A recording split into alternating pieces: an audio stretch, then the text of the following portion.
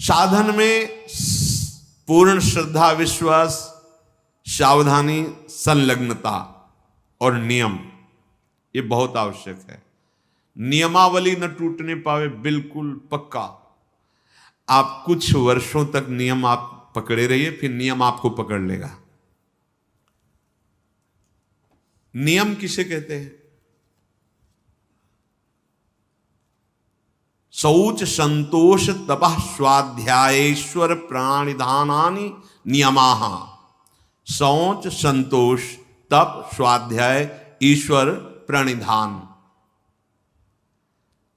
आपका शरीर पवित्र रहना चाहिए, वस्त्र पवित्र रहने चाहिए, तब हृदय के पहले बाहर की पवित्रता को संभालो, फिर हृदय की पवित्रता की तरफ। जो अभी सत्संग में शुरुआत में कहा कि मन से निरपेक्ष होना, ये परम पवित्र होने वाली बात है।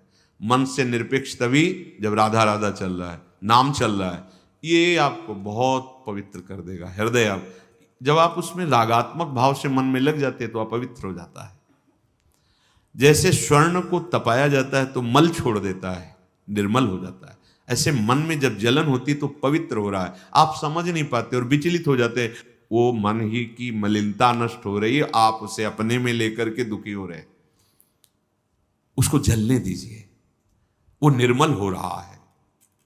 तपने पर जैसे स्वर्ण चमकने लगता है, ऐसे जो ताप सह जाता है मन निर्मल हो जाता है। तन को पवित्रता से युक्त रखे तो मंत्र और नाम आप देखिए स्वतः बहुत जल्दी जल्दी आपकी उन्नति होगी। ये अपवित्रता रहे। नियम में सबसे पहला है शौच, पवित्रता।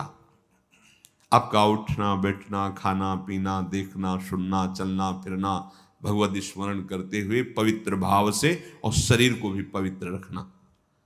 देखो जिनको ऐसा सौभाग्य नहीं मिला है, गृहस्थी में नाना प्रकार के कार्यों में रत हैं, तो अपवित्रो वा सर्वावस्थांगतो विवा, जैसी भी स्थिति में हो तुम राधा राधा बोलो, पर आपको तो सौभाग्य मिला हुआ है कि आप हर समय असंग और पवित्र रह सकते। तो लाभ लीजिए और उस लाभ को जगत मंगल के लिए प्रभु के चरणों में अर्पित कीजिए। आपके लिए तो बहुत बढ़िया अवसर मिल गया है। आपका पवित्रता पर ध्यान होना चाहिए, आपका शरीर पवित्र होना चाहिए, आसन पवित्र होना चाहिए। शौचाचार के विषय में पीछे सत्संग में बताया गया है। मिट्टी जल आदि से शरीर की और राग द्वेष आदि त्याग कर भगवत स्मरण करते हुए हृदय की पवित्रता होती है। संतोष, चाहे गृहस्थ हो चाहे विरक्त हो, भगवत प्राप्ति करना है तो ये लाना ही होगा हृदय में। बिन संतोष न काम न साही, अछत काम सुख सपने नहीं। यदि संतोष नहीं है तो कामनाओं की बाढ़, और जहां कामनाएं हैं, कोई कोई तो कहते कि मांस वगैरह खाते हैं, पर आपके आदेश से हम ब्रह्मचर्य का निर्वाह करना चाहते हैं, त्रिकाल में नहीं कर सकते। राक्षसी भोजन पाओगे और तुम ब्रह्मचारी बनोगे, तुम आसुरी प्रवृत्ति धारण करोगे, और सच्चिदानंद में बिना चित्त जोड़े तुम इन दिव्य व्रतों का पालन कर सकते हो? कदापि नहीं। अरे यही तो दुष्टा रसेंद्री, यही तो भ्रष्ट करती है। इसी से सारे विकार शुरू हो जाते हैं। जिसकी रसेंद्री शासन में नहीं, खाना पीना सही नहीं, परमार्थ की केवल बातें करे, क्या राक्षसों को ज्ञान नहीं था क्या? दैत्यों का ज्ञान नहीं था क्या? आप देखो जब वो अपने परिवारजनों को उपदेश करते हैं ना किसी संकट में, तो पूरे ब्रह्म ऋषि जैसा बोलते हैं, ज्ञान है। ऐसा नहीं कि नहीं ज्ञान है, बहुत बोल रहे हैं, लेकिन आचरण में बिल्कुल ज्ञान नहीं है, तो इसीलिए तुमको राक्षस कहा गया। तुम्हारे आचरण राक्षसों जैसे हो, कह रहे हो कि हम अमुक अमुक साधन, व्यर्थ की बात। नियम से चलो, शौच, संतोष, भगवत कृपा से जैसी भी परिस्थिति तुम्हें दी गई है, जो भी धन भोजन परिवार जैसा भी, या विरक्त मार्ग जैसा, संतुष्ट रहो। जथा लाभ संतोष सदा, काहू सो कछु न। बड़ा शांत मार्ग है, बड़ा गंभीर मार्ग है ये, बड़ा सहनशीलता की जरूरत है। और सही पूछो तो आपको कोई दुख है ही नहीं, आपको कुछ चाहिए ही नहीं। आपके अंदर दुख और चाह जो आई उस शरीर को लेकर, संसार को लेकर आई है। इसीलिए आपको संतोष, अगर संतोष धारण करोगे तो आशाएं नष्ट हो जाएंगी। आशाएं नष्ट होंगी तो दुख का नामो निशान मिट जाएगा। आशा ही परमम दुखम, नैराश्यम परमम सुखम। जैसी भी प्रभु ने परिस्थिति दी, जो भी आपके पास, वो भगवत कृपा से उसी में संतुष्ट रहना सीखो। तीसरा तपह, तपस्या। अब भगवत मार्ग में जो आपको नियमावली दी गई है उसके पालन में प्रमाद नहीं होना चाहिए। ये भगवत कृपा से जो भी सच्चे मार्ग का पथिक है उसमें ये देखने को मिलेगा। कैसी भी दुखद परिस्थिति हो, नियम इतना बड़ा बलवान होता है कि अपने आप उसे समय से, ये पक्का, आप पहले नियम पकड़ो फिर नियम आपको पकड़ लेगा। भारी से भारी कठिन परिस्थिति में भी नियम में बड़ा बल है। वो अपने आप दिनचर्या को, जिसकी आसक्ति हो गई दिनचर्या में, वही उत्तम उपासक है। अगर 3 बजे से आपकी दिनचर्या है तो 2:45 बजे आप आके बैठ गए। 6 बजे जाना है तो 6 के बाद प्रणाम करके सबसे पीछे नाम जप करते थे। ऐसा नहीं कि हम फिर 4:30 बजे आ जाते हैं, 1 घंटा गए तो हम हैं। ये दिनचर्या नहीं, ये प्रमाद है। जिस समय जो आपकी दिनचर्या बन रही है, देखो आजीवन 2 बजे नींद त्यागने का गुरुदेव ने बचपन में अभ्यास बना दिया। समीप ही वो आप तखत पे शयन करते, समीप उठ देख उठ, 2 बज गए, माला ले बैठ जा। जी महाराज जी। वो आप बैठे ऐसे और नीचे, गुरु कृपा से आज तक कष्ट हो या कुछ भी हो, जो दिनचर्या है वो दिनचर्या है। वही दिनचर्या हमारा भगवान है, दिनचर्या ही हमारा स्वरूप है, दिनचर्या ही हमारी तपश्चर्या है। उसके लिए प्रमाद नहीं होता। अगर शरीर में जान है तो दिनचर्या में बाधा नहीं पड़। देखो बड़े बड़े सिद्ध महापुरुषों की देखो, श्री सनातन गोस्वामी जी वृंदावन से गिरिराज जी की परिक्रमा रोज लगाने जाते हैं। जब वयोवृद्ध हो गए तो गिरिराज जी में लालजू महाराज प्रकट हुए और कहा, बाबा देखो हम तो हर समय आपके मानस पटल पर छाए रहते हैं, आपका शरीर वयोवृद्ध हो गया, आप काहे को आते हो? अब आपको परिक्रमा की क्या जरूरत है? अब मत आया करो। जी। दूसरे दिन फिर पहुंचे। लालजू ने कहा था बाबा क्यों आ गए आप? हमें पीड़ा होती है, आपका बहुत वृद्ध शरीर। प्रभु रहा नहीं जा रहा है,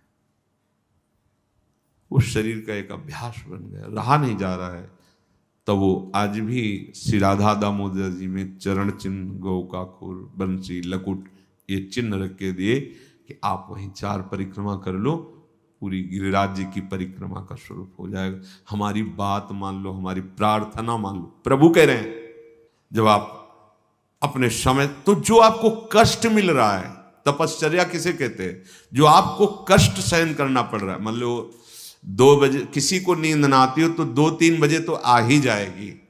4, 5, 6 आराम से सो, ठंडा मौसम हो जाता है, बढ़िया। यहाँ 1:30 बजे से शुरू हो गया है। अब जो नींद का समय तो इसमें जा रहा है। अब ये जो कष्ट आपको सहना पड़ रहा है, ये आपकी भारी तपस्या हो रही है, आपके दुष्कृत नष्ट हो रहे हैं रोज का रोज आप। और हम सिद्ध महापुरुषों को देखा है, ये 2 बजे की दिनचर्या बड़े बड़े सिद्धों में देखी। शैनपुर में तो स्वामी श्री मग्नानंद 2 बजे, पूरा परिकर सहित 2 बजे। अरे भगवत प्राप्ति के लिए जीवन मिला, सोने के लिए थोड़ी मिला है। थोड़ी देर विश्राम कर लिया, लग गए दिनचर्या में। जब ज्यादा शिथिलता हुई तो दिन में 1-8 घंटा विश्राम कर लिया। भगवत प्राप्ति करनी है, यहाँ सो के समय थोड़ी गंवाना है, यहाँ भोगों की भूल भुलैया में थोड़ी फंसना है। प्रभु के पास चलना है, अपने स्वरूप में स्थित होना है। तो जो आपको नियम मिला है उसमें, वो नियम ही क्या जिसका निर्वाह न करो। और निर्वाह करने में तो कष्ट मिलता ही है। नियम पूर्वक कोई कार्य किया जाए तो फिर कष्ट कोई परवाह नहीं की जाती है। और कष्ट ना हो तो नियम कैसा? नियम का वही मतलब है कि कितना भी कष्ट आवे, आपका नियम नहीं टूटना चाहिए। साधक की ऐसी दिनचर्या होनी चाहिए इस समय, हाँ इस समय तो सत्संग में होंगे, इस समय तो श्रृंगार में होंगे। पूरी जीवन की दिनचर्या होनी चाहिए। आप पूज्य सदगुरुदेव भगवान 25-26 वर्ष से तो वही दिनचर्या देख, उतनी दिनचर्या, वही राइट टाइम, कोई उत्सव सेवा बधावा में समय का थोड़ा परिवर्तन, दिनचर्या वही। सहचरी भाव के रस का रसास्वादन कराने वाले महापुरुष, दिनचर्या वही। अगर हमारी दिनचर्या ठीक नहीं तो ब्रह्मचर्य ठीक नहीं है, दिनचर्या ठीक नहीं तो प्रमाद स्थिति है, दिनचर्या ठीक नहीं तो आपका भगवत प्राप्ति लक्ष्य नहीं बना है। नहीं तो दिनचर्या में आपका कोई भी गुंजाइश, दिनचर्या पर बिल्कुल।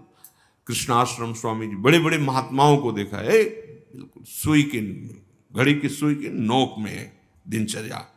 1 मिनट का अंतराय रहे, वो मन को अपने वश में कर लिए, इंद्रियों को वश में कर लिए। अपने नियम पालन में, धर्म पालन में, साधन मार्ग में जो कष्ट मिलता है, शीत उष्ण मान अपमान, इन सबको सहना, यही तपस्या है। अब आप ब्रह्मचारी हैं, कभी कभी काम की वृत्ति आती है, वो आपको जलाती है, प्रेरित करती, शांत, किसी से कहना नहीं, कहने से सत्ता दृढ़ होती है कि आज हम बहुत विक्षिप्त हैं, शांत, राधा राधा, कैसे हो, मुस्कुरा, हाँ बहुत कृपा है, नहीं कोई परेशान, कोई परेशानी नहीं, जोई जोई प्यारो करे सोई मोहि भाव, राधा राधा, सत्ता ही खत्म। स्वाध्याय आचार्य ग्रंथ का, महापुरुषों की वाणियों का, शास्त्रों का स्वाध्याय नियमित होना चाहिए। जैसे अपने यहां वाणी गायन सब नियमित स्वाध्याय होना चाहिए। और ईश्वर प्रणिधानानि, अपने आराध्य देव जो गुरुदेव ने बताया है, अपनापन तभी सिद्ध होता है जब गुरु प्रदत्त होता है। अपनी मान्यताएं बदलती रहती हैं, लेकिन गुरु प्रदत्त, जैसे अपने को गुरुदेव भगवान ने दिया कि हमारे आराध्य देव श्री श्यामाजू, और श्यामाजू का सुख श्री लालजू महाराज, लालजू के प्राण श्री लाडली जू, तो लाडली जू के महासुख वर्धन करने के लिए उनके प्राणनाथ श्री लालजू में अद्भुत प्रीति, अद्भुत प्रीति। तद्भावोत्सवतः परम भवतु में तत्प्राणनाथ है। हमारी युगल उपासना ऐसी है, गोरे चरणारविंद की ठसक और युगल का उपासन। लालजू में अत्यंत प्रीति है, और कैसे है, मेरी प्यारी जू के प्राणनाथ है, प्यारी जू के परम सुख है। तद्भावोत्सवतः परम भवतु में तत्प्राणनाथ। ऐसे श्री श्यामा श्याम की ठसक में हर समय रहना, उनके चिंतन में रहना, अहम उनके दासत्व में समर्पित हो जाना, अपना उनसे अलग कुछ भी न रह पावे, उसे ईश्वर प्रणिधान कहते हैं। शौच संतोष तपा स्वाध्याय ईश्वर प्रणिधानानि नियमाः। प्रिया प्रीतम से संबंधित सब कुछ है, कुछ भी ऐसा अलग नहीं होना चाहिए। अपने आप महात्मा हो गए, देख लो। कुछ भी ऐसा नहीं खाएंगे जो प्रियाजू को अर्पित न करें, कुछ भी ऐसा नहीं पिएंगे जो प्रियाजू को अर्पित, कुछ भी जीवन में ऐसा नहीं होगा जिससे प्रियाजू का समर्पण ना हो। अभी सत्य मार्ग के पथिक बन जाओगे। कई लोग तो ऐसा करते हैं कि भोग लगाने के लिए अलग बनाते हो, अपने लिए अलग बनाते हैं, तो आपकी फिर बुद्धि कैसे प्रभु में तन्मय कैसे होगी? तुम अपनी रसेंद्री को तृप्ति करने के लिए अगर भाव रखते हो तो उपासना क्या, ये थोड़ी कि प्रभु भूखे बैठे हैं उनको पवा दो। अरे विश्वंभर सारे जगत का भरण पोषण करते हो, आपका केवल भाव पाते हैं। बाहरी जो शरीर की पवित्रता रखता है उसका वैराग्य बढ़ता चला जाता है। ये जितना आप मलिन शरीर रखोगे उतना ही भोगासक्ति बढ़ेगी, शरीरासक्ति बढ़ेगी। बाहरी इस नियम, शौच रूपी नियम का पालन करने से शरीर पर राग रहित वृत्ति हो जाती है, वैराग्य हो जाती है, शरीर का रहस्य प्रकट हो जाता है। मैं नहीं हूं, पवित्र शरीर रखने से नहीं, टिकाऊ नहीं, इससे राग खत्म हो जाता है। और अंतर से पवित्रता रखने से मन प्रसन्न रहता है, बुद्धि एकाग्र रहती, इंद्रियां निर्विषय हो जाती हैं और उसे आत्मबोध प्राप्त करने की योग्यता आ जाती है। बहुत सुंदर बात है। और संतोष धारण करने से समस्त सुख सामग्रियां उसके अनुकूल हो जाती हैं। रात से देखो, कामना करने से भटकना पड़ेगा और संतोष धारण कर लो तो सारे सुख वैभव आपके समीप आ जाएंगे। संतोष की सिद्धि यही है। और जो अपने मार्ग में चलने वाले कष्ट को सहता रहता है, तप उससे अणिमा लघिमा महिमा दूरदर्शन दूर श्रवण की सिद्धियां अपने आप प्राप्त हो जाती है। ये कोई इस बात में न रहे कि मैं इतना कष्ट सह रहा हूं, इसका मतलब क्या वो बड़ा सुखी हो रहा है। ये हम अंदर की बात बता रहे हैं, बहुत ध्यान से समझना। अगर आप कुछ मिनट भजन कर लिए, कुछ मिनट पाठ कर लिए, ठाकुर सेवा कर लिए, कोई परेशानी आपको नहीं। और अगर आपने सोच लिया है कि निर्विषय होकर भगवत प्रेम में डूबेंगे या मोक्ष पद प्राप्त करेंगे, अब होश में रहना। भगवत प्राप्ति के लिए अभी सब ये दुश्मन बिल्कुल तैनात हो जाए। अच्छा निकलना चाहता है, अब एक एक आपके अब सहनशील आशय उदार धीरज सहित विवेकी अब युद्ध प्रारंभ होने जा रहा है। उनके लिए युद्ध थोड़ी होता है। 2-4 माला की आरती पूजा, खाए पिए, मौज मस्ती, फिल्म देख रहे हैं, सब बैलेंस बन के चल रहा है। मन काय को मन जान रहा है, तुम्हारे अंदर चाह ही नहीं पैदा हो सकती भगवत प्राप्ति की। भोगेश्वर प्रसक्ता नाम, जहां भोग में आ सकती है, चित्त का अपहरण है भोगों में। 2-4 माला बढ़िया है, प्रायः ऐसा ही भजन अच्छा लगता है। लेकिन निर्विषय होकर कष्ट सहते हुए नियमावली का पालन करते हुए भजन, ये उसको कह रहे, ये भागवतिक सिद्धियां हैं। अणिमा लघिमा महिमा गरिमा दूरदर्शन दूर श्रवणेन्द्री, ये सब सिद्धियां उसका वर्ण कर लेती हैं। जो ये अपने मार्ग में अपनी दिनचर्या में बिल्कुल फर्क नहीं डालता और सहन करता हुआ किसी से कुछ नहीं कहता, आगे बढ़ता रहता है। भगवान बड़े कृपालु हैं। अगर आप इन बातों को मान लेंगे तो कृपा करके आपकी जलन शांत कर देंगे। समय का इंतजार करो, बहुत आनंद देंगे। आप रो रो के कहोगे कि आप जैसा कृपालु कोई है नहीं। जो नित्य स्वाध्याय करता है तो इष्ट दर्शन की योग्यता उसके अंदर आ जाती है। 84 हरिवंश कृत पढ़े सुने निशिभोर, छुटी 84 भ्रमंते निरखय जुगल किशोर। नियम पूर्वक। और जो ईश्वर प्रणिधान है वो आगे चलकर समाधि स्थिति प्रदान कर देता है। ईश्वर प्रणिधान कोई भी वस्तु, व्यक्ति, स्थान, कोई भी वृत्ति प्रभु से अलग नहीं है। सब प्रभु में समर्पित, दृढ़ निष्ठा अपने आराध्य देव की, तो चलते फिरते समाधि लगने लगती है। भाव में एकदम तन्मय है। शरीर से क्रियाएं हो रही या निष्क्रिय, उससे कोई मतलब नहीं। स्वामी जी महाराज इसी समाधि के लिए कह रहे हैं, आओ समाधि भीतर, चित्त न डुलाए तो। अगर इतुत चित्त डुलाए तो अगला जन्म हो जाएगा।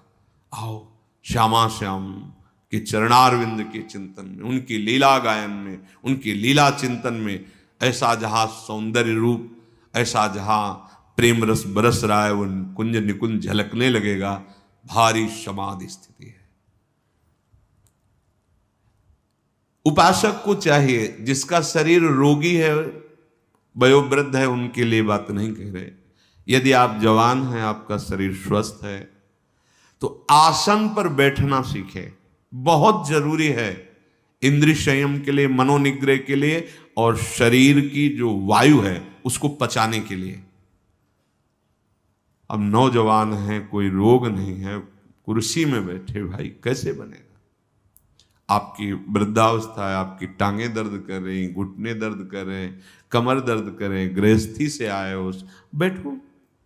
आप बाल ब्रह्मचारी हैं, भगवत मार्ग के पथिक हैं, या आप गृहस्थ से संयम पूर्वक रहकर आए, तो कुर्सी सुख आसन पर बैठने की चेष्टा ना करें।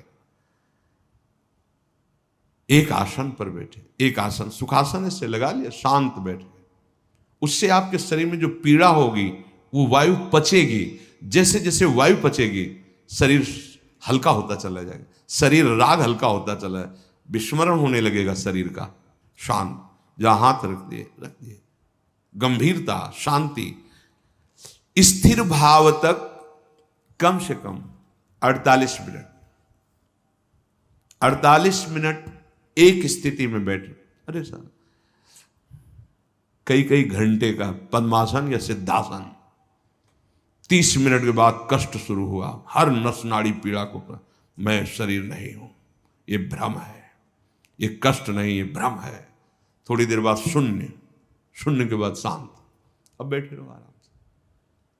पर वो समय क्रॉस करना जो बहुत कष्टप्रद, यही तो है सब इंद्रियों को अधीन कर लेना। शांत, हर नस नाड़ी शुद्ध वायु, जो वायु दोष पैदा करने वाली, वो भस्म हो जाती है उससे। कब आपकी वृत्ति संभलेगी? यही तो समय। अगर आप सत्संग में बैठे हो, लगाया आसन और बैठ गए शांत, या तो वक्ता की तरफ दृष्टि या नासाग्र दृष्टि। ये इस समय जो अपना सत्संग होता है, ये आंख मूंद के सुनने वाला नहीं है। आंख मूंद के तो फिर नींद आ सकती है, आलस्य आ सकती है। या तो नासाग्र दृष्टि और या तो वक्ता की तरफ एकाग्र दृष्टि। शांत, आपका शरीर स्वस्थ है, आप जवान हैं। आसन बहुत आवश्यक है, बहुत आवश्यक है। आपका शरीर स्वस्थ है, आपका भोजन कम हो जाएगा आसन में बैठने पर, क्योंकि डरोगे। अगर अधिक भोजन पा लिया तो आसन में नहीं बैठ पाओगे, पेट बड़ा हो गया तो आसन में बैठ पाओगे नहीं। उचित आहार, अपने आप सब ठीक होने लगेगा। आसन, हम कहते हैं ना पद्मासन लगाओ ना सिद्धासन लगाओ, तो ऐसी पलथी अलथी पलथी, जैसे पलथी मार के बस अब ऐसे रख दिया हाथ, वैसे शांत बैठे सुन रहे। अब दर्द हो रहा है तो चुपचाप नाम जप करते हुए अपने मन को लगाने की चेष्टा करो। सत्संग में नाम को चुपचाप सहो, सहते सहते अभ्यास हो जाएगा। अभ्यास हो गया तो भजन में डूबने का अवसर आने लगेगा।